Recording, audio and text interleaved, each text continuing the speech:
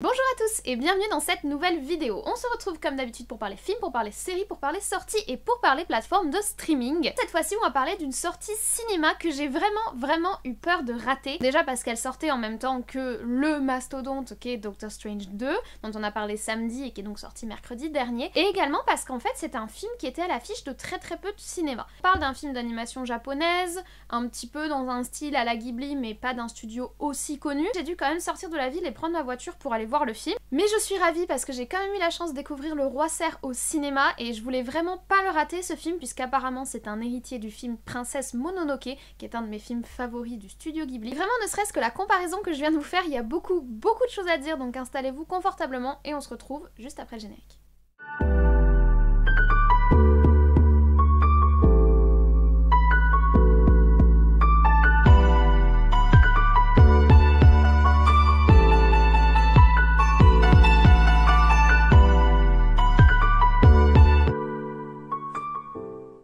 Alors le film Le Roi Cerf de son titre original Shika no Owu, j'espère que je le prononce bien, c'est donc un titre japonais, est sorti le 4 mai 2022, c'est-à-dire mercredi dernier si vous regardez cette vidéo le jour de sa sortie. C'est un film qui dure 1h54, donc une durée tout à fait, on va dire, raisonnable, et c'est un film de type animation fantastique, et plus spécifiquement c'est de l'animation japonaise. C'est important de le préciser parce que dans l'animation, je trouve qu'il y a vraiment des identités nationales entre guillemets fortes. L'animation américaine avec Disney ou Pixar est très facilement identifiable, l'animation japonaise est très facilement identifiable, l'animation chinoise également, elle a vraiment une identité. Et plus récemment, je trouve que l'animation française, on va dire plus largement européenne, a vraiment une patte également. Donc c'est vrai que pour le coup, c'est des cinémas qui ont vraiment une identité nationale. Autre point important, même si c'est un film d'animation, c'est pas forcément un film pour enfants. C'est même pas forcément un film tout public. Là, pour le coup, personnellement, je pense qu'en dessous de 12 ans, je déconseillerais le film, pas parce qu'il est particulièrement violent, mais parce que je pense sincèrement que les enfants vont pas tout comprendre à ce qui se passe. Ils vont être émerveillés, il y a le côté fantastique, etc.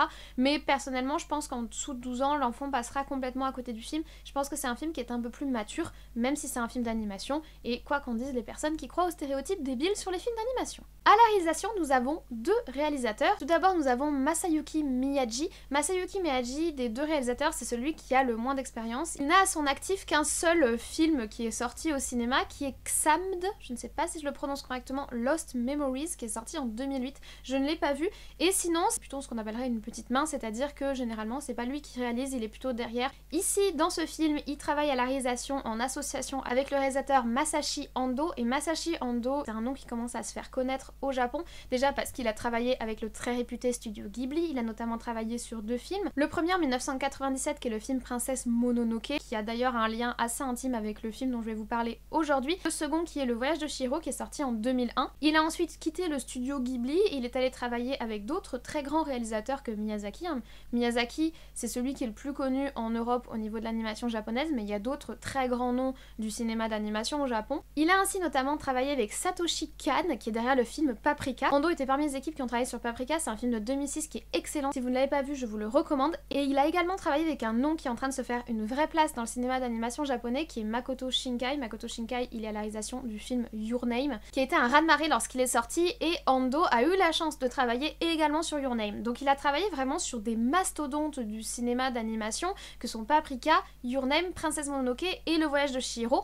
Et là, il revient avec son premier projet personnel, où il est vraiment aux commandes. Et moi j'avais vraiment envie de découvrir ça parce que j'ai eu envie de savoir quelle histoire il avait envie de nous raconter. Chacun apporte sa pierre à l'édifice évidemment dans la réalisation d'un film et surtout dans la réalisation d'un film d'animation, mais là il était vraiment aux commandes de son propre message et j'avais vraiment envie de voir ce qu'il allait nous dire en fait. Premier point important à comprendre, c'est que Shika no Owu, donc Le Roi Cerf, le film, c'est une adaptation, ce n'est pas un synopsis original. À l'origine c'est un livre de Nakoto Uehashi. Nakoto Uehashi, c'est une autrice très connue au Japon, qui écrit beaucoup de romans pour enfants ou pour adolescents. Elle a donc écrit Le Roi Cerf qui est sorti en 2014. Elle est aussi derrière un roman qui est actuellement adapté en manga qui est Sarei no Moribito, qui est donc un roman relativement à succès, pareil dans un univers un petit peu fantastique. Que nous raconte l'histoire qu'elle a écrite et que Masashi Ando adapte? Nous sommes dans un univers un petit peu médiéval fantastique, on va dire, et deux territoires, le territoire d'Akafa et le territoire de Zol, ont été en guerre pendant de très longues années. Le territoire d'Akafa a perdu,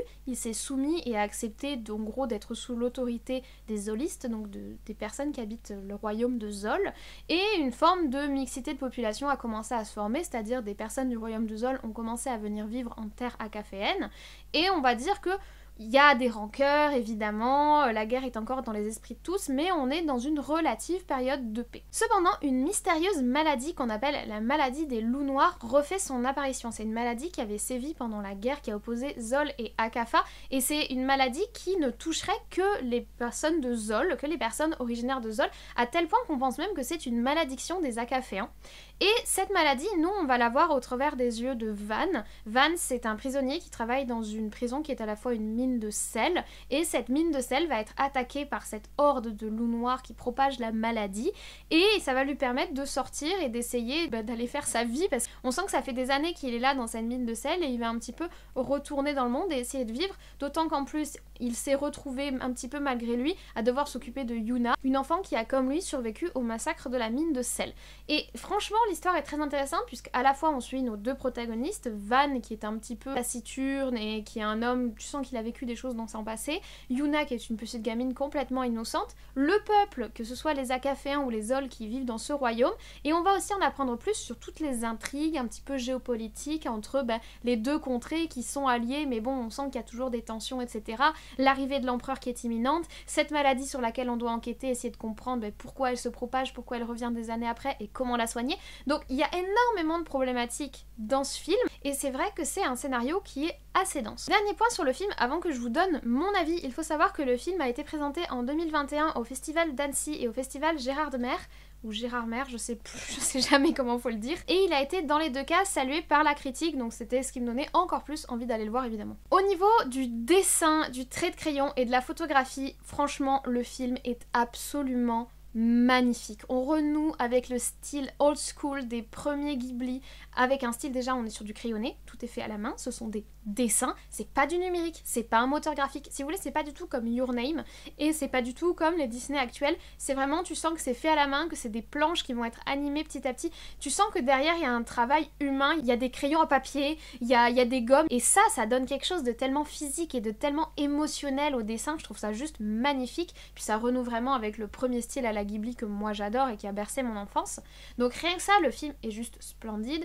Évidemment, on est très inspiré du style Princesse Mononoke, Nausicaa, etc. Donc on a beaucoup de très beaux plans dans des espaces un petit peu naturels. On met vraiment en valeur la nature, on a un très beau regard qui est posé sur la nature. Mais c'est quelque chose qui est commun à toute l'animation japonaise et aux films également qui sont faits au Japon. Ils ont un regard sur la nature qui est un regard un petit peu en retrait, contemplation un petit peu mystérieuse, et on retrouve vraiment ça dans le film avec des petits sentiments, avec l'envol d'un oiseau, avec un nuage, quelque chose de très poétique, de très léger, de très doux. Les couleurs sont magnifiques, les jeux de lumière sont magnifiques, les expressions de visage sont très belles, beaucoup de légèreté, beaucoup de détails, c'est assez fin, que ce soit le très léger haussement de sourcils, que ce soit la petite fossette, c'est mignon, les petites émotions de la gamine Yuna sont super cute, les émotions de Van qui est pourtant très taciturne, elles transparaissent extrêmement facilement, d'autant plus que dans le film il y a relativement peu de dialogue, il y en a évidemment, mais globalement il y a beaucoup plus d'images qu'il n'y a de dialogue, et l'image parle beaucoup plus que le dialogue de toute façon, et vraiment ils arrivent à passer beaucoup de choses par l'image.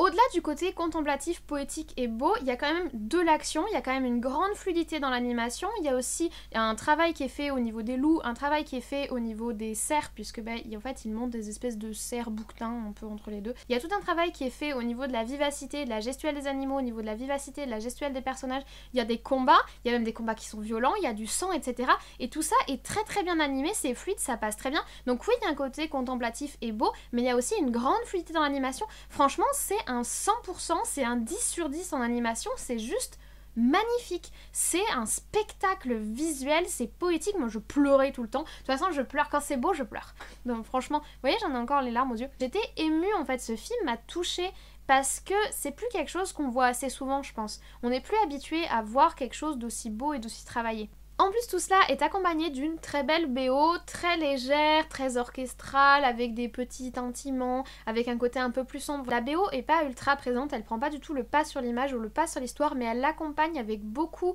de souplesse l'action. Et il y a aussi des moments où la musique, juste, elle se retire et on laisse place à des sons naturels, à du silence. Il y a un moment, il pleut, il se passe un certain événement, il y a une pluie battante et on a juste le bruit de la pluie. C'est tout. Ça habite le dessin, parce que l'effet est d'autant plus puissant que c'est même pas une image. Ils arrivent vraiment à être ultra immersifs avec juste le bruit de la pluie et l'ambiance grisâtre d'un dessin. C'est vraiment très très bien réalisé. Et en plus, comme je vous le disais, le fait qu'il n'y ait pas trop de dialogue, il y a quelques voix off aussi. C'est pas vraiment une voix off, mais en fait on entend les pensées de certains personnages en fonction des situations. Ça se fait de façon très très fluide. J'ai compris, il y a pas... Ça pour le coup c'est très très bien mené et c'est très très bien montré, c'est-à-dire on fait un zoom sur le visage du personnage, tu vas entendre sa voix et tu vas savoir que c'est ses pensées parce qu'il est pas en train de parler. En fait il y a pas mal de ces espèces de voix off, voix de pensée, il y a quelques dialogues mais il y a aussi beaucoup de place qui est juste laissée à l'image, à l'action, au regard et aux petites expressions.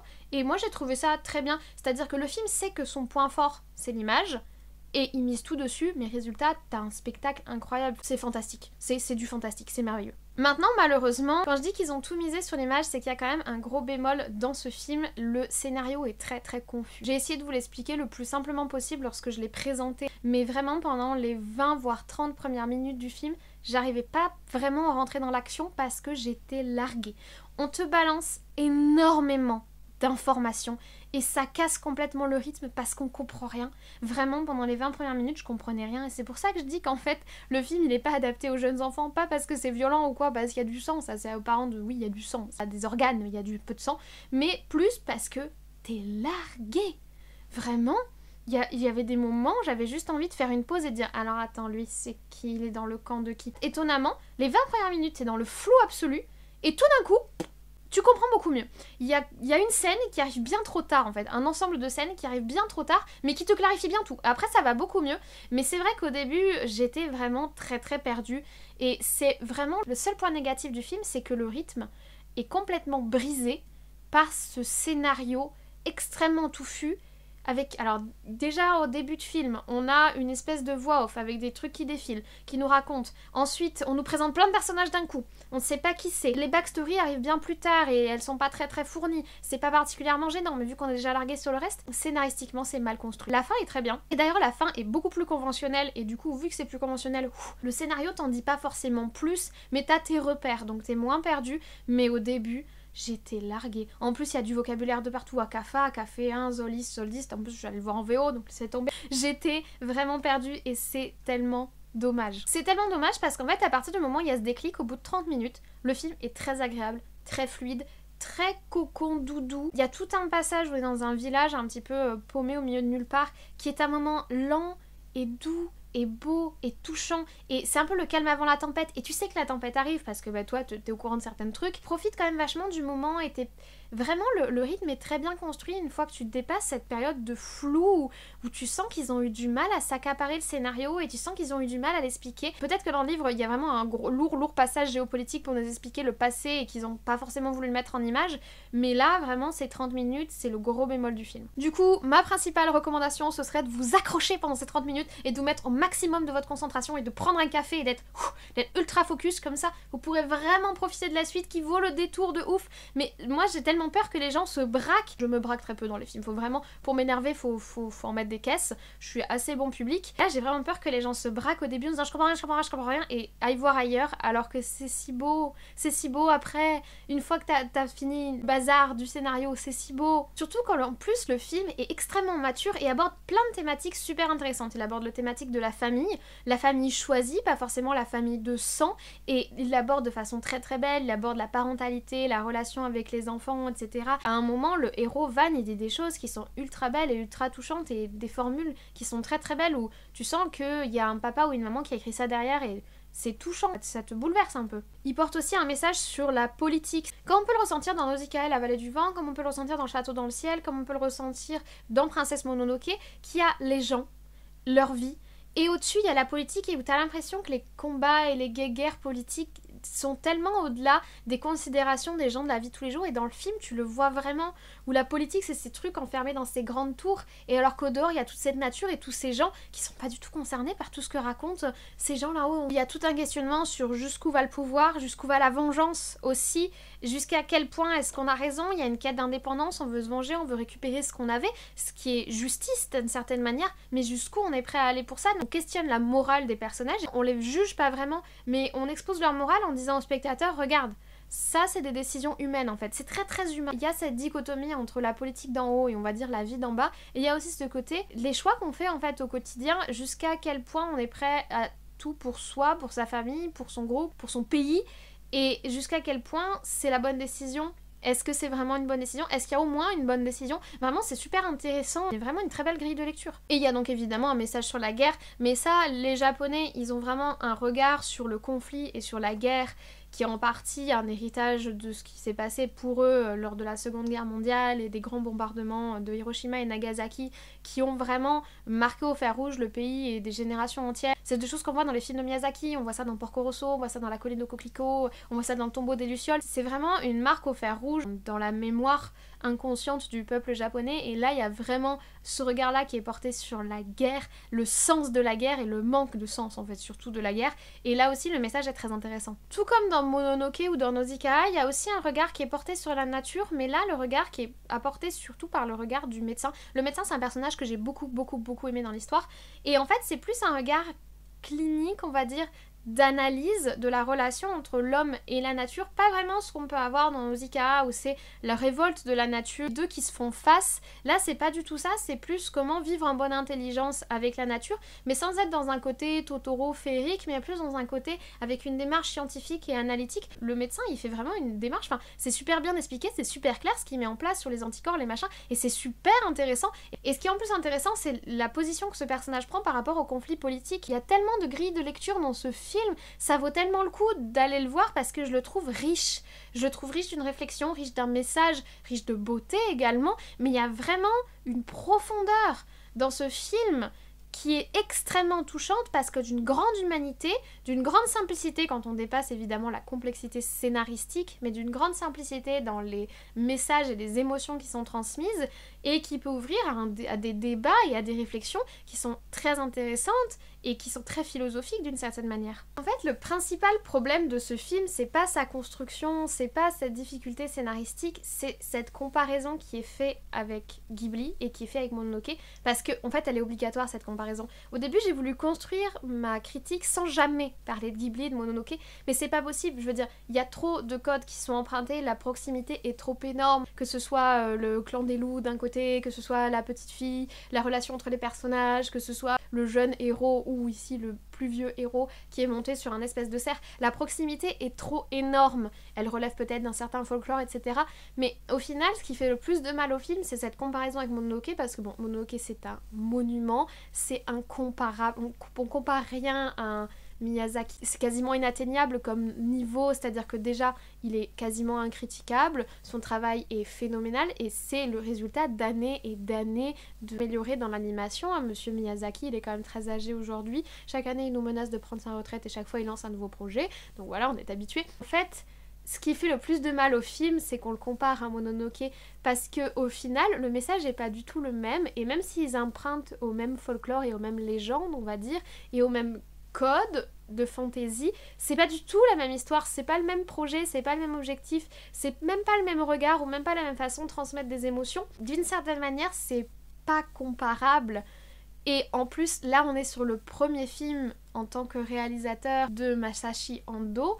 C'est pas du tout comparable au travail d'un Miyazaki qui a son propre studio et des années d'expérience derrière lui. Mais c'est vraiment, je pense, ce qui fait le plus mal au film. Moi, on me l'a quand même... Enfin, je suis allée le voir parce qu'on m'a dit c'est un film qui ressemble à Mononoke. Je me suis dit waouh, trop bien. Bon, ça participe à sa communication, mais je pense quand même que ça fait beaucoup de mal au film et ça, c'est dommage. Si je fais un bilan de mon avis, il y a cet énorme bémol qui est la complexité scénaristique qui m'intrigue et qui me donne envie d'ailleurs de lire le livre. Je sais pas s'il a été traduit en français, mais ça m'intrigue de voir un petit peu comment c'est transcrit dans le livre. Une fois qu'on dépasse cette difficulté, qui est une vraie difficulté et qui est un vrai bémol dans la construction du film, et c'est très dommage, mais une fois qu'on dépasse cette difficulté, c'est un film qui est beau, qui est touchant, qui est doux, qui a une vraie réflexion, qui a une vraie intelligence, qui a ce côté old school, crayonné, qui fait appel à notre nostalgie, qui émerveille tous les regards en fait. Et il y a cette élégance très typique de l'animation japonaise avec cette espèce de retenue qui est vraiment une forme d'élégance, je trouve, que ce soit dans le trait, que ce soit dans les dialogues, que ce soit dans la construction du caractère des personnages. Je pense qu'en fait le film est maladroit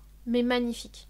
Si je devais résumer mon avis, je dirais que ça. Le film est maladroit dans sa construction scénaristique, mais il est absolument magnifique. Donc s'il vous plaît, ne passez pas à côté. Si vous sentez que c'est un film qui a des codes qui pourraient vous parler, ne passez pas à côté. Accrochez-vous pendant les 30 premières minutes. Je sais, moi-même ça m'embête parce que je déteste qu'on me dise ça. Souvent sur les séries, on me dit ouais, les 5 premiers épisodes de la série sont pas bons. Et ça m'agace parce que j'ai pas du temps à perdre dans ma vie pour avoir des trucs qui sont pas bons en espérant que ce soit bon après. Mais là, s'il vous plaît, faites l'effort. Je suis désolée, faites ce que je vous dis parce que je fais. Mais vraiment, ça vaut le détour. Ça vaut vraiment le détour. Voilà, je vous remercie d'avoir écouté cet avis jusqu'au bout. Je suis très heureuse de ne pas être passée à côté de ce visionnage. J'ai passé un très très beau moment. J'ai beaucoup pleuré, j'ai beaucoup été touchée. J'ai très envie de le revoir. J'ai très envie aussi d'essayer de transmettre ce film et de le montrer à des gens qui passeront peut-être à côté parce qu'ils l'ont pas dans leur cinéma à côté de chez eux, etc. Et j'avais aussi envie de vous transmettre les émotions que j'ai eues avec ce film. Il y a vraiment cette difficulté, il y a vraiment ce bémol, mais j'aimerais que ça entache pas trop le film et que ça lui permette d'exister et d'être reconnu comme un très bon et surtout très beau, dans tous les sens du terme, film. Donc j'espère que ce petit avis vous a plu, n'hésitez pas à vous abonner si c'est le cas, n'hésitez pas également à activer la cloche pour être au courant des sorties de vidéos, des posts communautaires, et aussi à mettre un petit like pour me soutenir et m'encourager dans ce que je fais, parce que ça fait pas de mal et que c'est gratuit. Dans tous les cas, je ne vous embête pas plus, j'ai déjà beaucoup trop parlé, je vous souhaite dès à présent une très bonne journée, une très bonne semaine, de très très bons visionnages, et nous on se retrouve très très vite.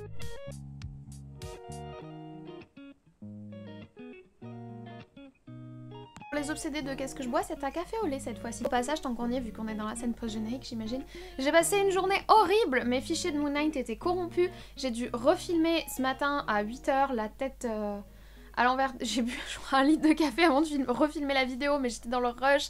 J'avais peur de pas avoir le temps de tout cutter, tout monter, etc. Et au final, c'est un montage que du coup j'ai fait beaucoup plus rapidement que d'habitude. Donc si vous avez vu la vidéo sur Moon Knight, j'espère que vous l'avez pas remarqué. Du coup là, il est 19 h parce que je vais filmer cette vidéo là du coup normalement dans l'après-midi, mais Moon Knight m'a tout décalé et mon planning est à la ramasse et j'en suis à mon 8e café. Tout va bien. Non en vrai je me plains pas, mais c'était quand même super relou. Alors,